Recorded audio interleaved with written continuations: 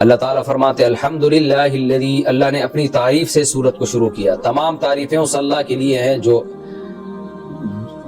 جو مالک ہے ان تمام چیزوں کا جو آسمانوں میں ہے، وما فی الارض، اور زمین میں، اور آخرت میں بھی قابل تعریف وہی ہوگا، دنیا میں بھی ہے اور آخرت میں بھی.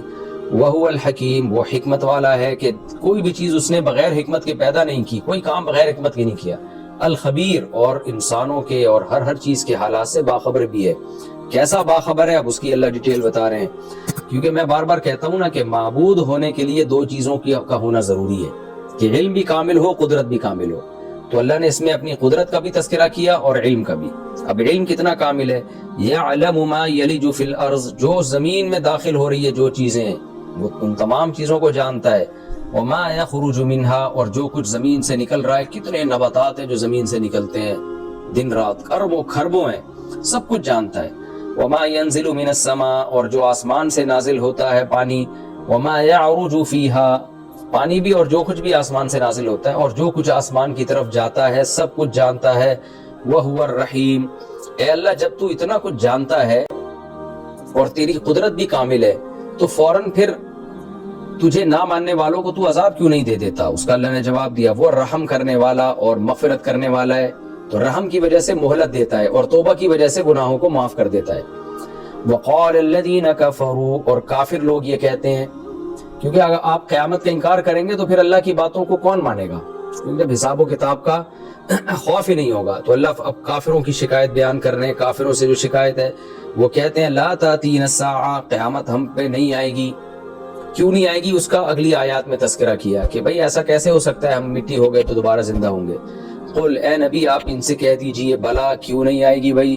وربی، میرے رب کی قسم، لتأتینکم، ضرور بے ضرور تم پر قیامت آئے گی. عالم الغیب، وہ غیب کا علم رکھتا ہے، تمہارے پاس علم نہیں ہے. تم فیوچر کا دعویٰ کیسے کر سکتے ہو کہ نہیں آئے گی؟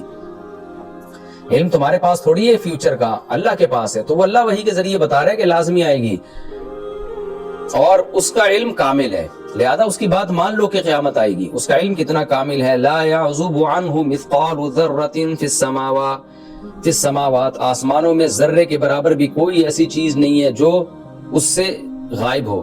ولا فی الارض، اور نہ زمین میں. ولا اصغر من ذلک، اور نہ کوئی ذرے سے چھوٹی کوئی چیز اور نہ بڑی. الا فی کتاب مبین، مگر یہ کہ یہ تمام کی تمام چیزیں کتاب مبین میں ہیں. اب آئے گی کیوں قیامت؟ بھئی اس میں حکمت کیا ہے؟ اللہ نے اس صورت کے شروع میں دعویٰ کیا کہ وہ حکمت والا ہے. تو اب سوال پیدا ہوتا ہے بھئی کیوں آئے گی؟ اللہ کو کیا ضرورت ہے؟ اللہ فرماتے ہیں یہ اس لیے اللہ قیامت کو قائم کرے گا کہ اگر قیامت قائم نہ ہو تو اچھوں کو ان کا اچھا بدلہ نہیں ملے گا اور بروں کو سزا نہیں ملے گی. تو یہ کیسے ہو سکتا ہے کہ اللہ نے انسان کو ذہین بنایا اور اس کو ایسی لاوارث چھوڑ دیا کہ جو چاہے کرتے پھرو؟ اس دنیا میں ایسے لوگ بھی ہیں جنہوں نے ہزاروں لاکھوں انسانوں کا قتل کیا، ظلم کرتے رہے، ماؤں کے قتل کیے، باپوں کے قتل کیے، وراثتیں کھا گئے وہ. اور ایسے لوگ بھی ہیں جنہوں نے بڑی خدمتیں کی ہیں انسانیت کے لیے اور دنیا کے لیے بہت اچھا پیغام دے کے گئے ہیں. تو اللہ کہتے ہیں اگر قیامت قائم نہ ہو تو اس کا مطلب سب کو مار کے مٹی کر کے ختم کر رہا ہوں. تو یہ کیسے ہو سکتا ہے؟ اس لیے قیامت ضرور آئے گی. اور اس کی حکمت کیا ہے؟ اس لیے آئے گی لیجزی الذین آمنوا، تاکہ ان لوگوں کو بدلہ دے جو اللہ کی باتوں پر ایمان لے کر آئے. اللہ کے کہنے سے انہوں نے مان لیا کہ قیامت آئے گی اور پھر اپنے اعمال کو درست کر دیا. وعملوا الصالحات، اور پھر اپنے اعمال کو درست کر دیا. تو پھر ان کو کیا ملے گا اجر؟ کون سا اجر ہے جو دینے کے لیے قیامت آئے گی؟ وہ اجر یہ ہے اولئک لہم مغفرۃ، کہ ان سے چھوٹی موٹی غلطیاں اگر ہو جائے تو اللہ ان غلطیوں کو معاف کرے گا. تو اس معافی کا اظہار قیامت کے دن ہوگا. ورزق کریم، اور ان کو عمدہ روزی ملے گی ان کے اعمال کے بدلے میں. تو یہ قیامت لائے بغیر ممکن نہیں ہے کیونکہ دنیا میں یہ سب کچھ نہیں ہوتا.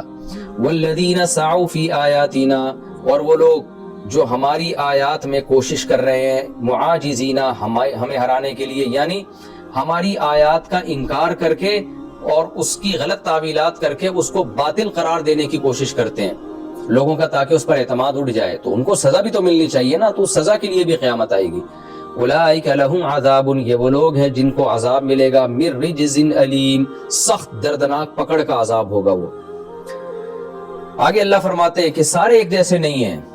قیامت کا انکار سب نہیں کرتے. جن کو ہم نے کامل علم دیا ہے، تورات، انجیل کا علم، آسمانی کتابوں کا علم، وہ تو پہلے سے جانتے ہیں کہ جو ہے وہ ایک کلام نازل ہوگا جس میں آخرت کی باتیں ہوں گی، جو محمد صلی اللہ علیہ وسلم کی نبوت کا اعلان کرے گا تو وہ تو پہلے سے جانتے ہیں. وَيَرَى الَّذِينَ أُوتُوا الْعِلْمَ جن کو ہم نے علم دیا ہے وہ تو پہلے سے جانتے ہیں. کیا جانتے ہیں؟ الَّذِي أُنزِلَ إِلَيْكَ مِن رَبِّكَ کہ وہ کلام جو آپ پر آپ کی رب کی طرف سے نازل ہو رہا ہے هُوَ الْحَقُّ وہ برحق کلام ہے.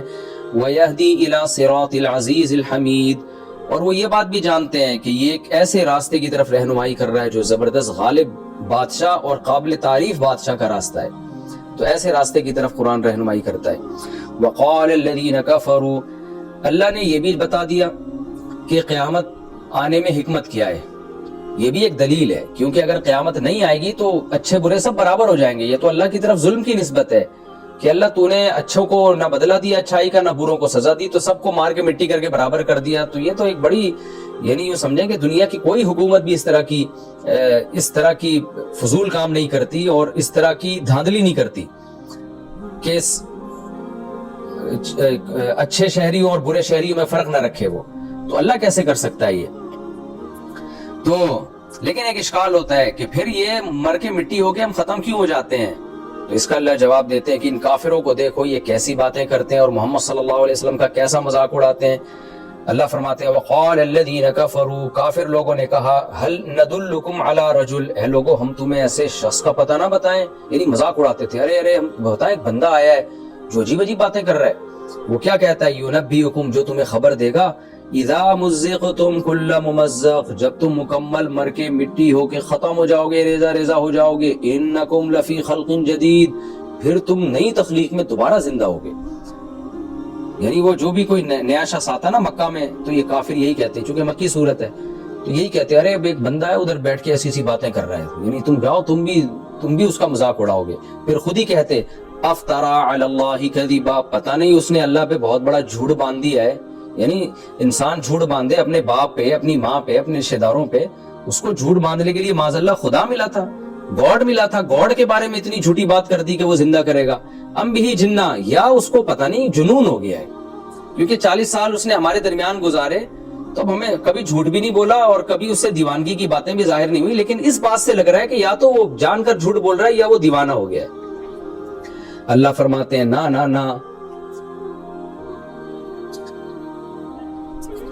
محمد صلی اللہ علیہ وسلم نہ تو دیوانے ہوئے نہ انہوں نے اللہ پہ جھوٹ باندھا بلکہ تم اپنی آخرت خراب کر رہے ہو آخرت کا انکار کر کے. کیونکہ جو لوگ آخرت کا انکار کرتے ہیں فی العذاب وہ عذاب میں بھی ہوں گے والضلال اور گمراہی میں بھی البعید وہ گمراہی جو حق سے بہت دور ہے. یعنی تم پر اشکال ہوتا ہے کہ اللہ کے لیے کیا مشکل ہے جس نے پہلی دفعہ بنایا دوبارہ کیوں نہیں بنا سکتا اور اگر وہ نہیں بنائے گا تو اعتراض ہوتا ہے. اگر محمد صلی اللہ علیہ وسلم یہ دعویٰ کرتے کہ قیامت نہیں آئے گی تو اعتراض ہونا چاہیے تھا کہ اس کا مطلب اللہ نہ اچھوں کو اچھا بدلہ دے گا نہ بروں کو سزا دے گا. آگے اللہ دھمکی دیتے ہیں کہ ان کو ایسی باتیں کرتے ہوئے ڈر نہیں لگتا. افلم یروا کیا انہوں نے دیکھا نہیں الی ما بین ایدیہم وما خلفہم ان کے سامنے اور پیچھے یعنی چاروں طرف یہ دیکھتے نہیں ہیں. من السماء والارض آسمان اور زمین میں یعنی آسمان اور زمین میں ان کو ان کی ہلاکتوں کی بہت ساری چیزیں نظر آئیں گی بہت ساری چیزیں نظر آئیں گی جن کے ذریعے یہ ہلاک ہو سکتے ہیں. ان نشأ نخسف بهم الارض اگر ہم چاہیں تو زمین میں ان کو دھسا کے ہلاک کر دیں او نسقط علیہم کسفا من السماء یا آسمان کے ٹکڑے برسا کے ان کو ہم ہلاک کر دیں ان پر تو ان کو ڈرنا چاہیے. ان چاروں طرف سے تو یہ میرے کنٹرول میں ہے. کائنات میں بہت چھوٹی سی حیثیت ہے انسان کی ان اتنی بڑی کائنات میں اس انسان کی 2 ٹکے کی حیثیت نہیں ہے طاقت کے اعتبار سے تو ان کو تو ڈرنا چاہیے میں جب چاہوں ان کو ہلاک کر دوں. ان فی ذلک لآیۃ بے شک اس میں بڑی نشانی ہے لکل عبد منیب ہر اس بندے کے لیے جو اللہ کی طرف رجوع کرنا چاہتا ہے. دلائل سے تو یہ بات ثابت ہو ہی چکی ہے کہ آخرت آئے گی تو اللہ کے خوف سے بھی آخرت پر ایمان لے آنا چاہیے کیونکہ آپ آخرت کا انکار کر رہے ہو حقیقت میں اللہ کی طاقت اور قدرت کا بھی انکار کر رہے ہو اور اللہ پہ الزام بھی لگا رہے ہو کہ وہ نیک اور بروں کو برابر